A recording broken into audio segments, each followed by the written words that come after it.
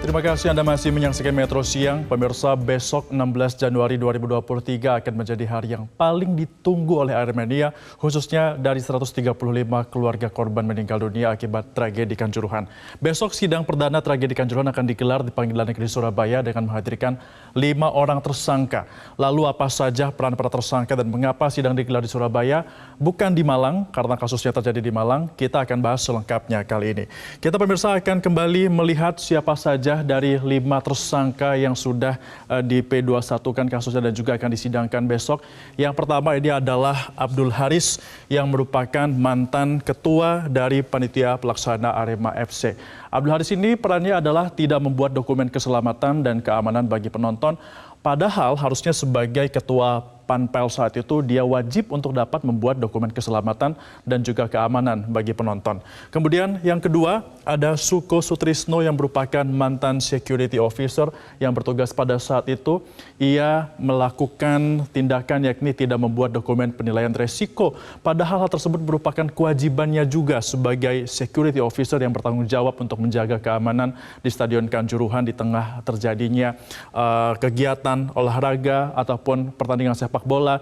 Bahkan Suko Sutrisno ini memerintahkan para penjaga pintu untuk meninggalkan pintu pada saat insiden berlangsung, yang seharusnya para penjaga ini standby untuk menjaga tiap pintu keluar dan membuka pintu keluar pada saat kondisi darurat terjadi. Namun Suko Sutrisno malah menyuruh penjaga pintu ataupun steward yang ada di lokasi untuk meninggalkan pintu sehingga harus terjadi desak-desakan pada saat penonton akan keluar. Kemudian yang ketiga ini ada Has Darmawan yang merupakan mantan dan K3 Brimopolda Jawa Timur, di mana ia berperan memerintahkan anggotanya untuk menembakkan gas air mata ke tengah penonton yang saat itulah disebut, yang pada saat itu sedang terjadi peristiwa yang dikatakan penonton tidak kondusif. Dan pada saat gas air mata itulah yang menjadi titik awal di mana tragedi Kanjuruhan ini terjadi. Kemudian yang keempat ini juga masih dari anggota kepolisian, ada Wahyu Setio Pranoto yang merupakan Kabak Ops Polres Malang, di mana Wahyu Setiono ini membiarkan gas air mata dilemparkan ke penonton, padahal sebagai Kabak Ops ia tahu betul bahwa ada aturan yang melarang adanya penggunaan gas air mata untuk dapat melerai penonton di stadion, dan ini juga sudah dilarang oleh FIFA. Merupakan tugas dari Kabak Ops untuk dapat memastikan hal tersebut tidak terjadi, namun sebagai Kabak Ops ia membiarkan atau mengabaikan aturan dari FIFA. Selain itu juga ini masih dari pihak kepolisian, ada Bambang Sidik Ahmadi yang merupakan mantan Kasat Samapta Polres Malang. Ini juga sama seperti dengan Has Darmawan, perannya yakni turut memerintahkan anak buahnya yang berada di lokasi untuk menembakkan gas air mata. Pemirsa, untuk dua tersangka yakni Abdul Haris dan juga Suko Sutrisno, mereka akan dikenakan pasal 360 dan atau pasal 103 ayat 1 junto pasal 52 Undang-Undang Republik Indonesia nomor 11 tahun 2022 tentang keolahragaan. Sementara untuk 3 tersangka yang merupakan anggota dari kepolisian, mereka ini tidak digunakan oleh pasal keolahragaan, tapi disangkakan dengan pasal lain yakni pasal 359 dan juga 360 KUHP tentang kelalaian. Padahal harapan dari keluarga dan juga korban Aremania, para tersangka seharusnya dikenakan pasal pembunuhan atau pembunuhan berencana, bukan pasal kelalaian seperti yang sudah disangkakan oleh pihak dari tim penyidik kepolisian.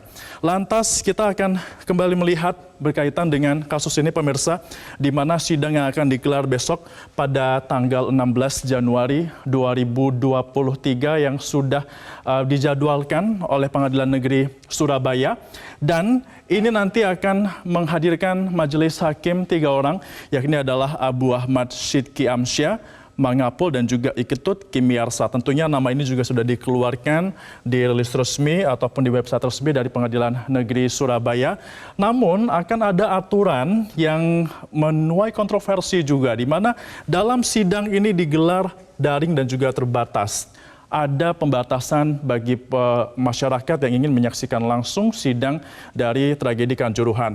Lalu ada pertanyaan, kalau tidak bisa melihat langsung, apakah bisa streaming? Jawabannya ternyata tidak bisa streaming. Tidak ada live streaming yang akan dilakukan, sehingga hanya benar-benar yang datang majelis hakim, saksi, dan juga para JPU sampai dengan tersangka saja yang bisa melihat betul bagaimana sidang dari tragedi Kanjuruhan ini nanti akan disidangkan. Ini pun menuai protes karena diharapkan sebenarnya akan ada keterbukaan dalam sidang Kanjuruhan sehingga tragedi ini sidangnya benar-benar transparan dan juga terang benderang. Selain itu juga, karena ada sebanyak 5 tersangka yang akan disidangkan dalam satu waktu yang sama, nanti sidang tragedi Kanjuruhan ini akan digelar rencananya dalam 1 pekan, akan ada 3 kali sidang. Dengan total saksi yang sudah disiapkan oleh Jaksa Penuntut Umum adalah 140 saksi. Ini merupakan saksi yang cukup banyak, nanti akan datang bukan hanya dari saksi-saksi fakta saja, namun juga nanti akan ada saksi ahli yang akan dilibatkan dalam sidang tragedi Kanjuruhan ini, sehingga nanti ini akan memastikan apakah benar-benar ada yang namanya pelanggaran pidana dan juga untuk dapat menjadi pertimbangan hakim bagi masing-masing tersangka ini, apa hukuman yang akan diberikan kepada mereka. Kita akan melihat juga di slide selanjutnya. Yang menjadi pertanyaan juga yakni adalah mengapa sidang digelar di Malang, Jawa Timur, tragedi Kanjuruhan yang terjadi di Malang, Jawa Timur, disidangkannya di Surabaya, Jawa Timur. Ada sejumlah alasan yang masih berkaitan dengan jalannya persidangan. Yang pertama ini adalah Forkopimda dari Kabupaten Malang, yang mana Forkopimda ini pemirsa sudah secara resmi mengirimkan surat pengalihan persidangan dari PN Kepanjen ke PN Surabaya pada 18 Oktober 2022 dan permohonan ini pun akhirnya disetujui oleh Mahkamah Agung, sehingga diterbitkanlah nanti sidangnya akan dilakukan di Pengadilan Negeri Surabaya. Dan dengan ada beberapa alasan, termasuk adalah alasan keamanan persidangan. Karena jika digelar di Malang, ini Malang merupakan basis dari Aremania dan juga dikhawatirkan akan terjadi aksi massa yang besar dan juga dikhawatirkan ada kericuhan sehingga sidang tidak berlangsung dengan aman dan juga lancar. Ada juga pertimbangan masih adanya traumatik dari sejumlah korban dan juga Aremania, mengingat tragedi Kanjuruhan ini adalah sebanyak 135 korban yang meninggal dunia atau kedua terbanyak di dunia di sepanjang gelaran sepak bola di seluruh dunia. Sehingga sidang akhirnya diputuskan untuk digelar di kota Surabaya, bukan di Malang. Nah, yang keempat yang juga masih menjadi polemik adalah satu tersangka statusnya kini sudah lepas atau bisa bebas menghirup udara bebas tanpa adanya kejelasan kapan akan disidangkan. Tersangka ini adalah mantan Dirut PT LIB yang merupakan Ahmad Hadian Lukita. Ada beberapa peran dari Ahmad Hadian Lukita dalam tragedi Kanjuruhan.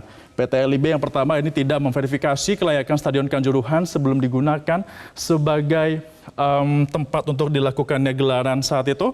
Kemudian juga ini yang pertama, yang kedua, Ahmad Hadian Lukita sebagai Dirut PT LIB menjual tiket melebihi kapasitas stadion. Saat itu yang dijual ini tidak sesuai dengan kapasitas Stadion Kanjuruhan sehingga ada over capacity dan mengakibatkan ketika ada kericuhan mereka berdesak-desakan keluar, ditambah lagi adanya gas air mata.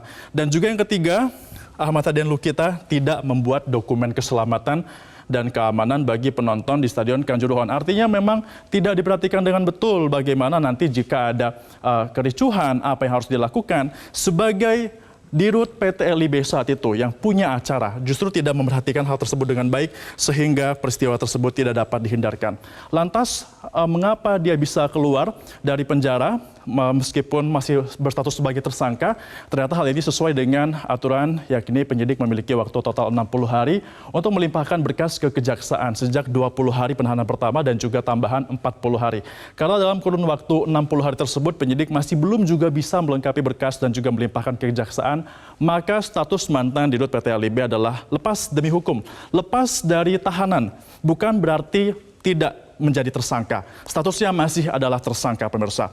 Dan yang menjadi lucu adalah karena ada 5 tersangka lain yang berkasnya lengkap, ini sebenarnya tupoksinya berada di bawah Ahmad Hadian Lukita ini, pemirsa. Dan sebagai tanda kutip yang merupakan punya acara justru malah bisa lepas dan juga tidak memiliki berkas yang masih P19. Lalu apakah Ahmad Hadian Lukita akan disidangkan? Kita akan menantikan karena saat ini pun berkasnya masih P19 atau belum lengkap dan dikembalikan. Statusnya juga sudah lepas demi hukum, tapi perlu diingat masih sebagai tersangka sehingga bukan berarti berkas dari Ahmad Hadian Lukita ini sudah SP3.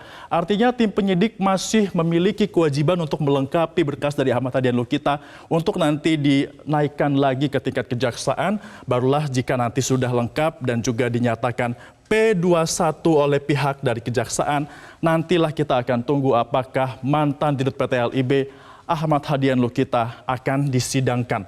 Sesuai dengan tupoksinya, pertanggungjawabannya sebagai mantan Dirut PT LIB saat itu yang bertugas dan juga mengakibatkan adanya tragedi Kanjuruhan. Tentunya pemirsa, sidang Kanjuruhan akhirnya akan dimulai besok meskipun digelar terbatas tanpa ada live streaming, bukan berarti keadilan tidak bisa diterapkan.